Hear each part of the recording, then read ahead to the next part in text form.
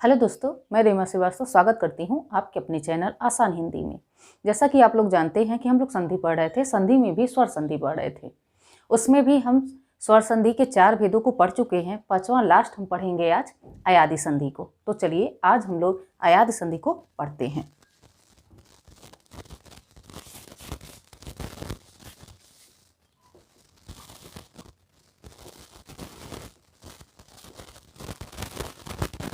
स्वर संधि का चौथा भेद खत्म हो चुका है। स्वर संधि का चौथा भेद पढ़ चुके हैं हम लोग। स्वर संधि का 5वां भेद पढ़ेंगे आज, अयादि संधि। अयादि संधि। तो चलिए देखते हैं कि अयादि संधि को हम कैसे पहचानते। ठीक है, तो कैसे पहचानते हैं देखते हैं। संधि के पहले खंड के संधि के पहले खंड के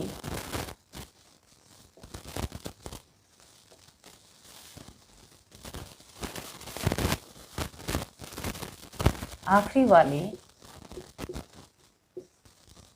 अक्षर में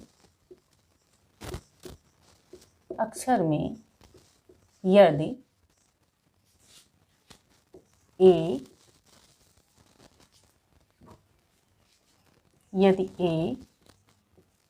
ऐ ओ और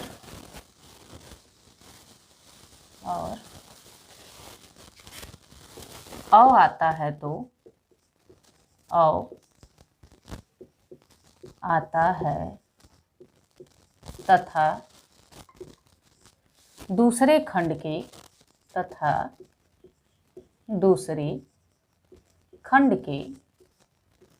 पहले अक्षर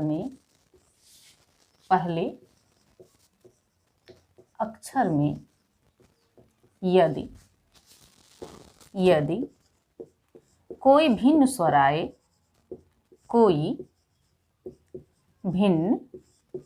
स्वर आए तो क्या होता है?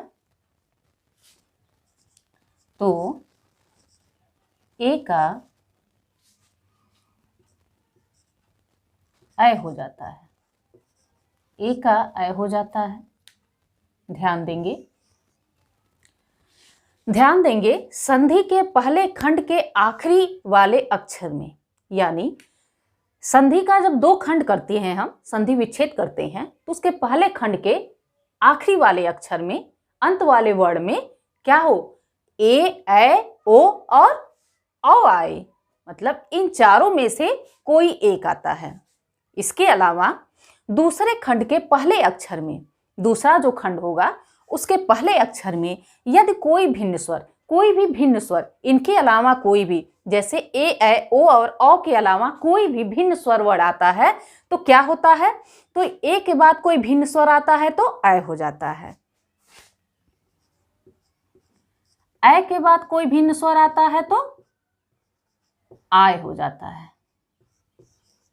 ऐसे ही ओ के बाद जब कोई भिन्न स्वर आएगा तो क्या हो जाएगा? औ हो जाएगा। और औ के बाद यदि कोई भिन्न स्वर आता है तो औ का क्या हो जाता है? आव हो जाता है। आव हो जाता है। हमने देखा अयादि संधि में संधि के पहले खंड के अंतिम अक्षर में, यानी उसके लास्ट वाला जो वर्ड होगा वह कौन होना चाहिए? ए, ऐ, ओ, औ। इन चारों में से कोई एक होना चाहिए। इसके बाद जो संधि का दूसरा खंड है उसके पहले अक्षर में कोई भी भिन्न स्वर आ जाए, ए, ऐ, ओ, औ। इन चारों के अलावा कोई भी भिन्न स्वर यदि आता है तो ए का ऐ का आय और उसके बाद ओ का औ और औ का क्या होगा? आव हो जाएगा। अब हम देखते हैं कुछ उदाहरण या एग्जाम्पल। चलिए देखते हैं। उदाहरण के लिए उदाहरण हम देख लेते हैं। जैसे ने प्लस अन, ने प्लस अन बराबर क्या हो जाता है? नयन। नयन। अब हमने देखा यहाँ पे ए का मात्रा है, यहाँ पे ए का मात्रा है और ये अ, लास्ट में ये ने, मतलब ए का मात्रा। जब हम वर्ण विच्छेद करेंगे तो न वर्ण विच्छेद करेंगे तो ये कैसे वर्ण विच्छेद होगा, ये न हो जाएगा और इसमें से ए निकलेगा। तो इस वर्ण में अंतिम वर्ण या अंतिम अक्षर इसको हम मानेंगे, तो हमने इसको ले लिया। इसके बाद दूसरे खंड के पहले अक्षर में हमारा आ गया अ। अब ये दोनों मिलकर क्या बन गए, ये दोनों मिलकर बन गए य। क्या बन गए, य बन गए। तो और जो वर्ण आगे रहेगा उसमें अ रहेगा तो वो अ हो जाएगा, इस तरह से अ हो जाएगा। जैसा कि व्यंजन वर्ण में सभी व्यंजन वर्ण में अ निहित होता है, तो इसलिए ए और अ य हो जाएगा, और जब व्यंजन वर्ण आगे लगेगा तो उसमें अ निहित हो जाएगा। तो इस तरह हमारा बन जाएगा नयन। जब ये ऐसे निकल गया तो अब ये न हो गया न, और ये और अ ये दोनों मिलकर क्या हो गए, य हो गए। तो न प्लस य और प्लस यहां से अ इसमें चला आया है तो न, अब ये बराबर नयन हो गया, नयन होगा। तो अ होता है, लेकिन यदि हम न को आधा कर दें, यदि हम इसको आधा कर देंगे तब हम इसको अ करेंगे, तब हम इसको इधर अ कर लेंगे, अ कर लेंगे। तब जैसे अब ये न प्लस अ य, यानी न का अ इधर, उसके बाद न, तब ऐसे ये नयन होगा। उम्मीद है आप लोग को समझ में आया होगा। एक दूसरा उदाहरण देखते हैं।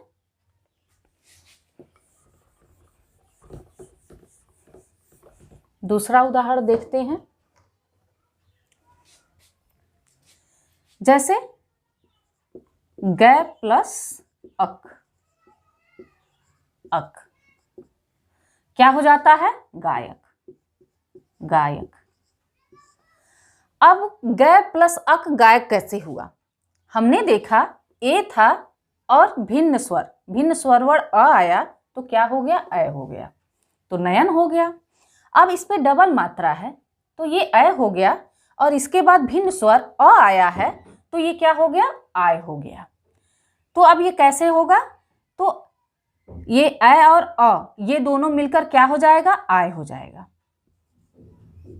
देखिए अ, यहाँ पे हम ग को आधा कर लेते हैं, ठीक है, और ये अ का मात्रा निकल जाता है, ठीक है, और प्लस यहाँ पे अ कर देते हैं और फिर प्लस कर देते हैं, ठीक है। अब ये दोनों बन जाएंगे आय। तो जब ये आय बन जाएंगे और ये ग इधर आ जाएगा तो ग प्लस आय प्लस क, इस तरह हमारा बन गया। अब इन तीनों को साथ में लिखेंगे तो ये ग में आ जाएगा और ये य और क, इस तरह से हमारा हो जाएगा गायक, गायक। तो हमने दोनों का एग्जाम्पल देख लिया, दोनों का उदाहरण, ए का भी और अ का भी। अब हम लोग ओ और औ का उदाहरण देख लेते हैं।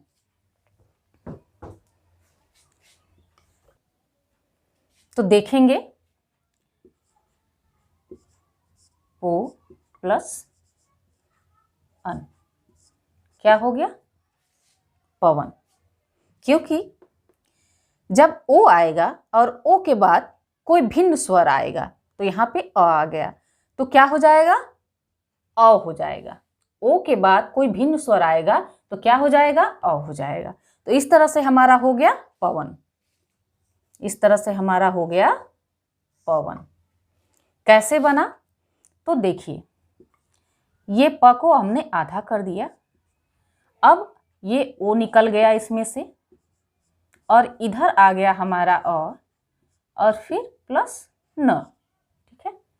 इसमें भी अ है, अगर और अलग करेंगे तो इसमें से भी अ निकालेंगे, लेकिन बात का निकालने का कोई मतलब नहीं है, हमें संधि देखनी है। तो वर्ण कैसे अलग हुए हैं बीच वाले वही देखना है, ठीक है। तो ओ और अ, तो ये भिन्न स्वर है, ये ओ है, ये अ है, और ये दोनों मिलकर क्या हो गया, अ हो गया। दोनों ही मिलकर क्या हो गया, दोनों मिलकर अ हो गया। अब जब अ हो गया तो ये प यहां आ गया, ये दोनों इसमें परिवर्तित हो गए, अब इसके साथ न हो गया। अब ये हो गया पवन, पवन एक साथ। अब जब पवन हो गया तो प में ये अ आ गया, व और न, इस तरह से हमारा पवन शब्द बन गया। अब एक और लास्ट वाला आव का हम एग्जाम्पल देखेंगे। यदि पावक शब्द हम ले तो उसमें भी आव आएगा, तो पावक कैसे बनेगा? पौ प्लस अक, क्या हो जाएगा? पावक, पावक। कैसे हुआ? ये प, ठीक है, और ये औ, औ और अ ये दोनों भिन्न है ना, तो जब भिन्न स्वर आता है तो क्या बनता है? आव बनता है। तो ये प हो गया हमारा प्लस आव हो गया, क्योंकि ये प जो है आव में बदलता है, और उसके बाद क, तो ये हमारा बन गया पावक। कैसे बना है? देखिए, देखिए नियम के अनुसार अ के बाद यदि कोई भिन्न स्वर आता है तो वह आव हो जाता है। तो हमने देखा कि अ का मात्रा आया, उसके बाद भिन्न स्वर आया।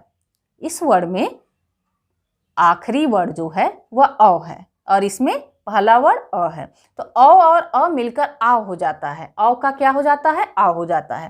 तो इस तरह इसको हम अलग किए, तो यहाँ से प निकाल लिए और अ और अ ये दोनों मिलकर आव हो गया और क, तो इस तरह से हमारा पावक बन गया। तो उम्मीद है आप लोगों को अयाद संधि समझ में आई होगी। चलिए कुछ इसका अन्य उदाहरण देख लें जिनमें ये संधि होती है।